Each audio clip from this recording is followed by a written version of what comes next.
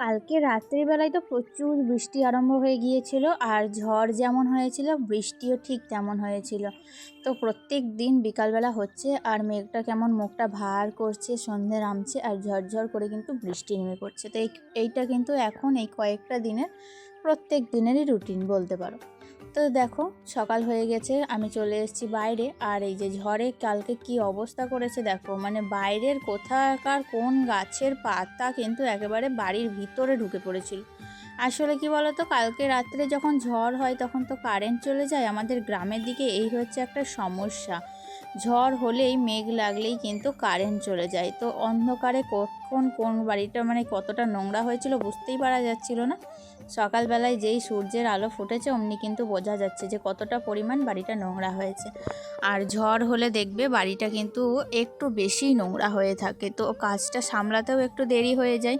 আর যেহেতু ওয়েদারটা বেশ ভালো ছিল, কারণ ঠান্ডা ঠান্ডা আবহাওয়া একটা, কালকে রাত্রে না আর ফ্যান চালাইনি যেন, এমনিতেই কিন্তু শীত লাগছিল, তার উপরে যদি ফ্যান চালাই তাহলে তো প্রচণ্ড ঠান্ডা লাগবে। আর এমনিতেই শীতের সমস্ত জিনিসপত্র কিন্তু তুলে দিয়েছি, তো হালকা পাতলা যে চাদরগুলো সেগুলোই কিন্তু গায়ে নিয়েছিলাম।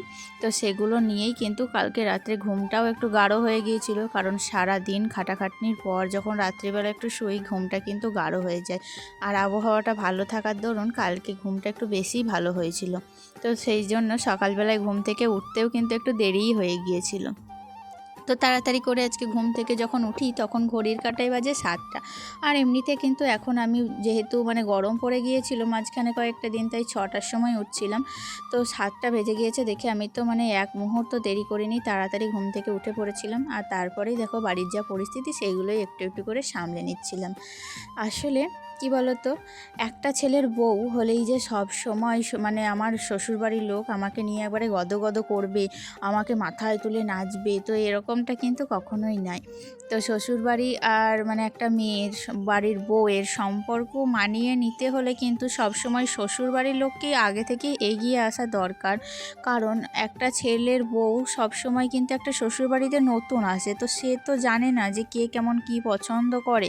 তো সব সময় যার জন্য শ্বশুরবাড়ির লোককে কিন্তু আগে থেকে এগিয়ে আসা দরকার।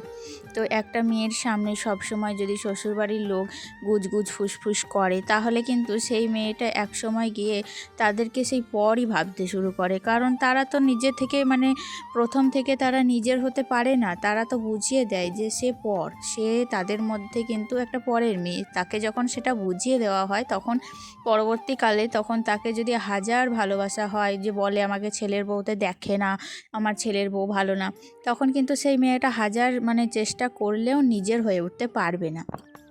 তো সেই কারণেই আমি বলবো যে ছেলের বউদিকে কিন্তু সবসময় আগে ভালোবাসা দিয়ে নিজের করে নিতে হয়, তারপরেই কিন্তু সেই মেয়েটাও তখন ধীরে ধীরে তাদেরকেও নিজের বলে মনে করতে পারবে।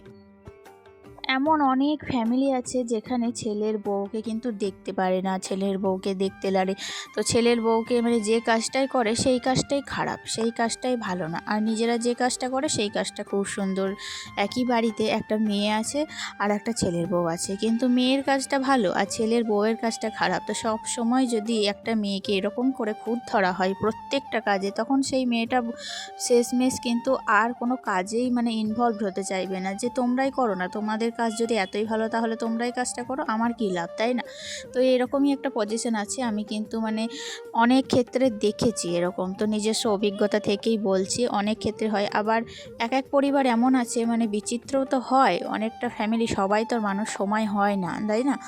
কেউ কেউ আবার কোনো শ্বশুর শাশুড়ি বৌমার পায়ে কিন্তু তেল শুধু দিয়ে দেয়। তো দেখবে কোনো বৌমা যদি অসুস্থ থাকে তার মাথা টিপে দেয়, তেল দিয়ে দেয়, প্রচুর যত্ন করে, খুব ভালোবাসে।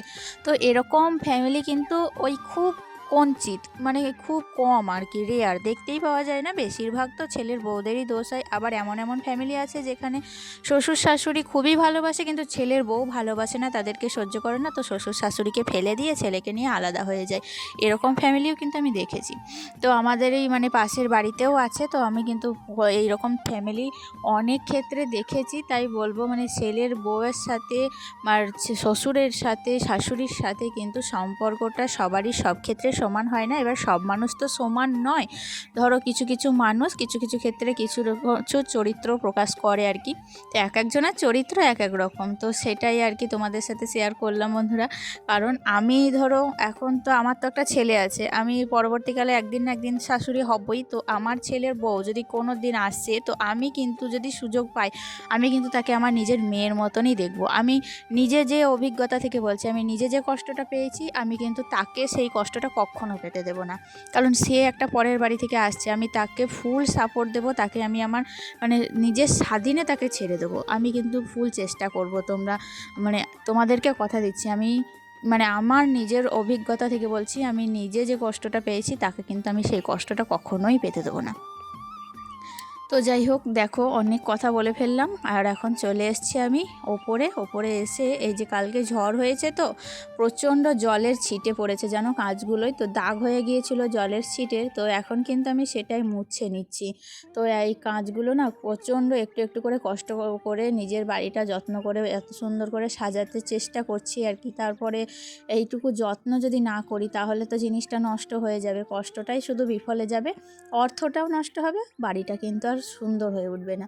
তো যাই হোক, আমার একটা মনে এখন কয়েকদিন থেকেই খুব ইচ্ছা হচ্ছে যে কয়েকটা সেই বড় বড় আর্টিফিশিয়াল প্ল্যান্টগুলো হয় না, তো ওগুলো কিন্তু কেনার। তো এখানে শ্বশুরবাড়িতে থেকে তো আমি অনলাইনে অর্ডার করতে পারবো না, কারণ আমার শ্বশুরবাড়ির লোক অতটাও পছন্দ করে না অনলাইনে অর্ডার করা। তো আমার বাড়িতে যাবতীয় যত অনলাইনের জিনিসগুলো আছে সব কিন্তু আমি বাবার বাড়ি যখন যাই তো বাবার বাড়িতে অর্ডার করি, তারপর সেগুলো যখন ব্যাগে করে আমি নিয়ে আসি শ্বশুরবাড়ি। তো শ্বশুরবাড়ির লোকেরা সেটা একদমই পছন্দ করে না, আমি এখান থেকে কোনো জিনিস অর্ডার করি না। তো যাই হোক, এটুকু স্বাধীনতা নেই আমার, আর বাইরে তো গিয়ে আমার নিজস্ব কেনার কোনো মানে অধিকার নেই। আর হাজব্যান্ডকেও অতটা বলি না, প্রত্যেক দিন যদি এটা ওটা করে হাজব্যান্ডকে চাই তো সেই বা কী ভাববে, তাই না? তাই জন্য আমি ওকেও কিছু বলি না। আমার যখন ইচ্ছা করে ঘর সাজাতে, আমি যখন বাবার বাড়ি যাই মনে মনে রেখে দিই এটা ওটা কিনবো, তো ওখানে গিয়েই কিন্তু আমি অনলাইনে অর্ডার করি, তারপর সেগুলো নিয়ে এসে আমি নিজের মানে সংসারটাকে আমি এখন জানি যে নিজের হয়নি, তবুও কিন্তু নিজের মতো করে সাজানোর চেষ্টা করি। একটা বাড়িতে যেখানে থাকছি সেই বাড়িটাকে নিজের মতো করে একটু চেষ্টা করি আর কি সাজানো। তো কালকে আমাকে পূজা বাসুলি দিদিভাই কমেন্ট করেছে যে পূজাদির বাড়ি হচ্ছে বাঁকুড়া জেলায়, তো আমাকে কমেন্ট করেছিল। তো আমার কিন্তু শুনে খুব ভালো লাগলো জানো, যে বাঁকুড়া থেকে দিদিভাই আমার ভিডিও দেখছে, আমাকে কমেন্ট করেছে, আমার খুব আনন্দ হয়েছে। দিদিভাই অসংখ্য ধন্যবাদ তোমাকে। যাই হোক, দেখো বাবু তো কত খেলনা ফেলে রেখেছিল মেঝের ওপরে, এগুলোই হচ্ছে সমস্যা জানো তো, মানে যতই আমি খেলনাগুলো তুলে রাখি সেই দেখি সমস্ত খেলনাগুলো মেঝের মধ্যে পড়ে রয়েছে। তো ওগুলোকে এখন তুলে এখন চেয়ারের মধ্যেই রেখে দিলাম, কারণ আবার তো খেলবে, তো অপেক্ষা করছে আমার ঘরটা শোকানোর জন্য, ঘর শোকালেই কিন্তু চলে আসবে খেলতে, তাই জন্য আমি আর ভরে রাখলাম না। তো জানালার কভার দরজার কভারগুলো পরিষ্কার করার পর কিন্তু অনেকটা ফ্রেশ লাগছে যেন বাড়িঘরটা। তো আমি কিন্তু ভাবছি যে গরম তো মাঝখানে বেশ পড়ে গিয়েছিল, তো ভাবছিলাম যে আমার স্ট্যান্ড ফ্যানগুলোর কভারগুলো খুলে স্ট্যান্ড ফ্যানগুলোকে ভালো করে এবার পরিষ্কার করব, কারণ অনেক দিন থেকে বন্ধ হয়ে পড়ে আছে, এবার তো তাদেরকে কাজে লাগানোর কথা। তো যাই হোক, যখনই ভাবছি যে খুলবো তখনই কিন্তু আবার জাকিয়ে ঠান্ডা পড়ে যাচ্ছে, তখন কিন্তু আর ইচ্ছা করে না। মাঝখানে এত গরম পড়েছিল যে কি বলবো তোমাদের, তো হঠাৎ করে যে আবার এরকম শীত পড়ে যাবে কি করে ভাববো।